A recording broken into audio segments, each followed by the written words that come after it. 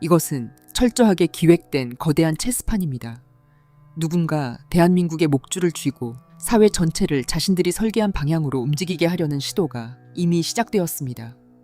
사회의 기본 틀을 다시 설계하려는 작업이 조용히 진행되고 있다는 의미입니다. 그리고 바로 지금 이 시점에 등장한 인물, 최근 한국은행 총재 후보자로 지명된 신현송이라는 인물에 대해 살펴보도록 하겠습니다.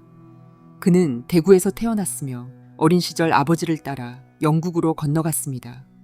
그는 국제결제은행 통화경제국장으로 활동해온 국제금융 전문가입니다. 주요 경력에는 국제결제은행 경제자문역과 통화경제국장, 미국 프린스턴 대학교 경제학 교수, 영국 런던 정경대 교수, 뉴욕 연방준비은행 자문위원, 국제통화기금 상주학자 등이 포함됩니다. 또한 2010년에는 청와대 국제경제보좌관을 맡았습니다. 이 인물에게서 주목해야 할 점은 국내 관료 조직에서 성장한 경제 관료가 아니라 국제금융과 중앙은행 네트워크에서 오래 활동해온 경제학자라는 사실입니다. 그는 오랜 기간 글로벌 금융 시스템의 핵심 기관들과 연결된 자리에서 연구와 정책 자문을 수행했으며 이미 전 세계 경제학계에서는 널리 알려진 인물입니다. 특히 2008년 글로벌 금융 위기 이전 과도한 레버리지의 확대가 가져올 위험을 경고한 학자로 평가받습니다.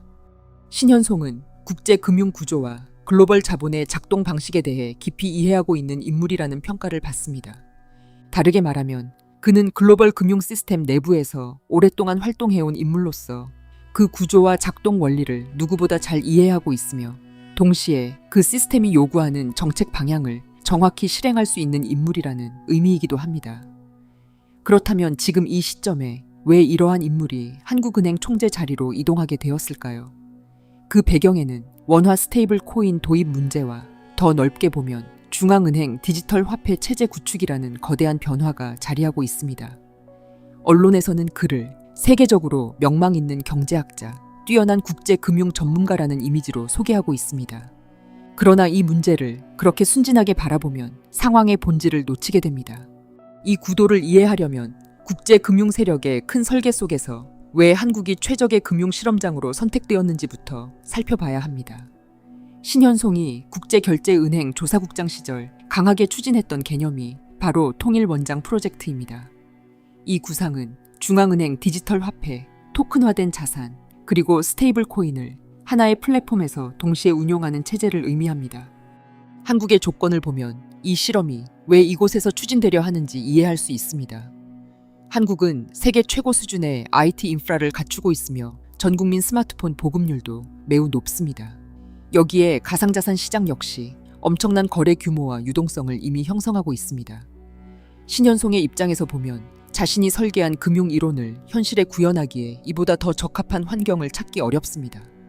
신현송은 화폐 자체보다 자산의 토큰화가 만들어낼 금융 효율성에 오래 관심을 두어 왔습니다. 한국은 부동산, 주식, 채권 등 주요 자산이 이미 광범위하게 전산화되어 있습니다. 이러한 환경에서는 스테이블 코인을 매개로 자산을 토큰 형태로 전환하는 실험을 진행할 때 매우 정밀한 데이터가 확보됩니다. 그가 강조해온 거시 건전성 규제 역시 중요한 의미를 갖습니다. 이 개념을 다른 각도에서 바라보면 자금 이동 경로를 완전히 파악하고 통제하는 금융 구조를 의미합니다.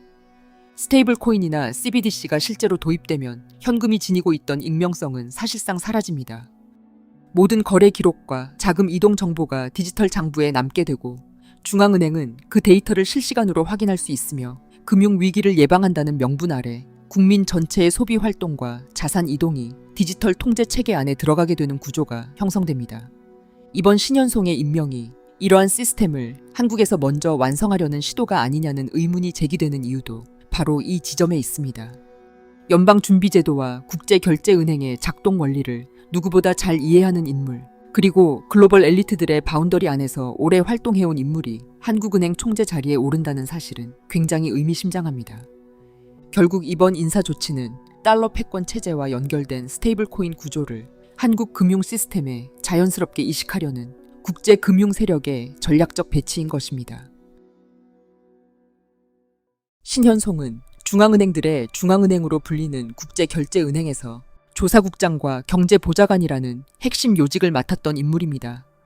BIS는 세계 주요 중앙은행들이 정책 방향을 조율하는 곳이며 글로벌 금융 질서의 핵심 기관 가운데 하나입니다. 그런 기관의 중심에서 활동했던 인물이 한국은행 총재 자리로 이동했다는 사실은 절대로 가볍게 볼 사안이 아닙니다. 세계 금융 질서의 상층부에서 정책 설계에 관여했던 인물이 굳이 한국이라는 단일 국가의 중앙은행으로 내려온 목적은 한국 금융 시스템 전체를 재정렬하는 작업 때문일 수 있습니다. 오래 축적된 문제를 정리하고 새로운 금융체제를 이식하는 과정이 시작된다는 의미입니다.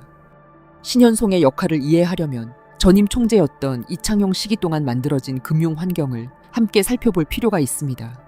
지난 몇 년 동안 한국 경제에서는 매우 큰 규모의 통화 공급이 이루어졌습니다. 코로나 이후 경기 침체를 막기 위한 정책이라는 명분 아래 막대한 유동성이 시장에 투입되었습니다. 그 결과 시장에는 풍부한 자금이 풀렸지만 동시에 부채 규모도 급격히 증가했습니다. 가계와 기업 모두 이전보다 훨씬 높은 수준의 빚을 떠안게 되었고 경제 구조 자체가 부채 의존형 체질로 바뀌었습니다. 부동산 가격을 지탱하기 위해 장기 대출이 확대되었고 많은 가계가 대출 없이는 정상적인 경제 생활을 유지하기 어려운 상황에 놓였습니다. 외형상으로는 성장과 안정이 유지되는 것처럼 보였지만 그 기반에는 막대한 부채가 쌓여 있었습니다. 이런 상황에서 등장한 신현송은 통화 긴축을 통해 과도하게 팽창한 금융 환경을 정리하는 역할을 맡게 될 가능성이 높습니다. 글로벌 금융시장에서 그는 매우 강한 긴축 성향을 가진 경제학자로 알려져 있습니다. 따라서 금리 인상과 유동성 회수 정책을 통해 시장에 풀린 자금을 강하게 흡수하는 정책을 추진할 가능성이 높습니다. 이러한 정책은 물가 안정이라는 명분을 내세우게 됩니다. 금리가 상승하면 소비가 줄어들고 과열된 자산 시장도 자연스럽게 압력을 받게 됩니다. 또 다른 핵심 영역은 부실 대출 관리입니다.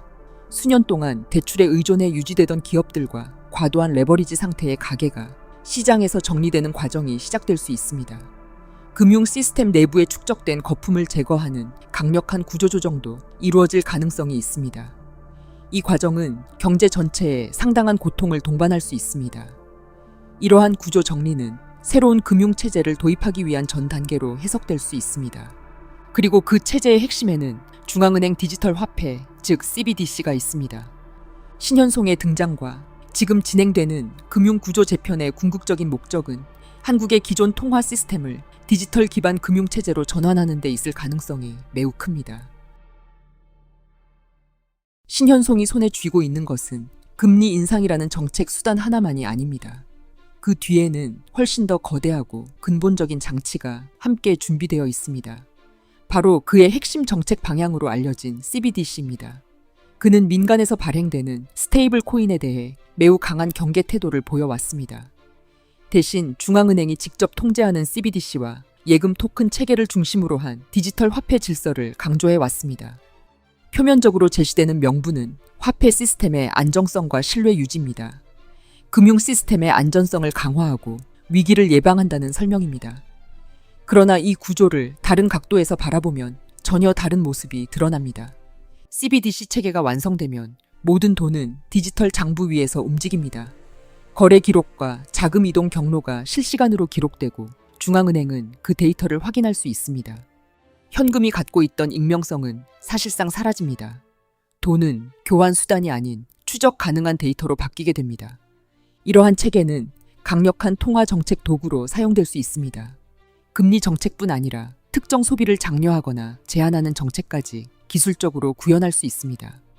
살인적인 수준의 고금리와 긴축 정책이 이어지면 많은 사람들은 부채 압박 속에서 생존을 고민하게 됩니다. 그 시점에 정부와 중앙은행은 새로운 디지털 결제 체계를 마치 해결책처럼 제시할 수 있습니다. 즉 구조적으로 보면 기존 금융 시스템의 위기와 디지털 화폐 도입은 결국 하나의 전환 과정 속에서 서로 연결된 사건인 것입니다. 신현송이라는 인물이 글로벌 금융 네트워크의 중심 기관이었던 국제결제은행에서 활동하다가 한국은행으로 이동한 사실은 이러한 변화와 맞물려 해석될 여지가 있습니다. BIS에서 설계된 금융 구조가 한국이라는 빠른 기술 환경을 가진 국가에서 먼저 구현되는 상황일 수 있습니다. 이 과정이 단순한 금융 혁신인지 아니면 거대한 금융 통제 실험의 시작인지를 판단하는 일은 앞으로 한국 통화 시스템의 변화를 지켜보는 핵심 관전 포인트가 될 것입니다. 국제 디지털 결제망 구축 실험은 서방과 반서방 진영 모두에서 동시에 진행되고 있습니다. 대표적으로 중국과 러시아에서는 중앙은행 디지털 화폐 실험이 이미 실시되었습니다. 중국은 디지털 위안화를 실제 결제 환경에 적용하며 상용화 단계까지 진입했습니다. 반면 서방에서는 다른 방식의 실험이 이루어졌습니다.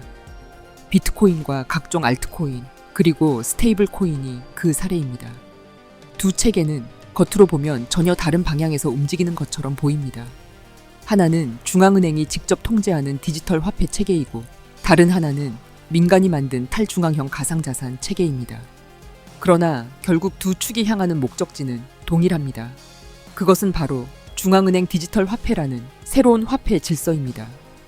그리고 앞으로 등장하게 될 결제 시스템은 이 두 체계 사이의 완충지대에서 형성되는 또 다른 형태일 가능성이 있습니다. 현재의 상황은 바로 그 과도기이며 서방과 반서방 양쪽 진영에서 동시에 다양한 시험이 이루어지고 있는 단계입니다. 이 과정 역시 일종의 정반합 구조로 진행되고 있습니다.